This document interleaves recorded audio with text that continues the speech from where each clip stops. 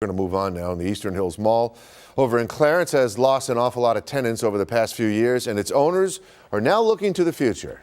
Now the goal is to find partners to redevelop the site, and today some architecture and design students released a comprehensive study looking at the mall and what could be next there. Channel 2's Michael Wooten joins us tonight to share what they found. Hey, Michael.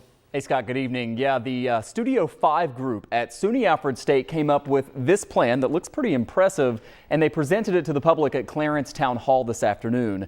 It would be the first of its kind in the entire world. The idea is pretty simple. It's a huge campus where people would live, work, and play, and it is designed for everyone with a particular emphasis on those with disabilities. For instance, there are no grade changes or obstacles that would get in the way of people walking or maybe using a wheelchair.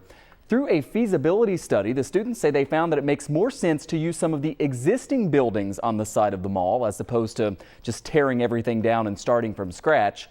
An obvious question, though, when you look at the size of this, right, is how would you pay for it? Well, the group says this is just the first part of a bigger conversation.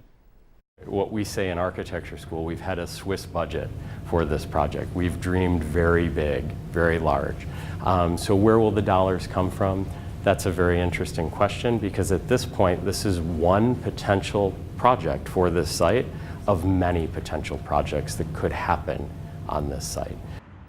The professor says the evidence is really clear that there is just no longer the demand for these types of large brick and mortar malls, and he pointed to some other successful examples around the country of turning them into lifestyle centers, and that is what is being proposed by these students.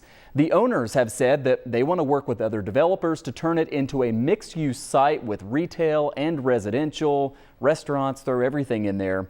But if the right buyer comes along, the owners say they could sell it entirely. We'll keep you posted on what happens next. Michael Wooten, Channel 2 News.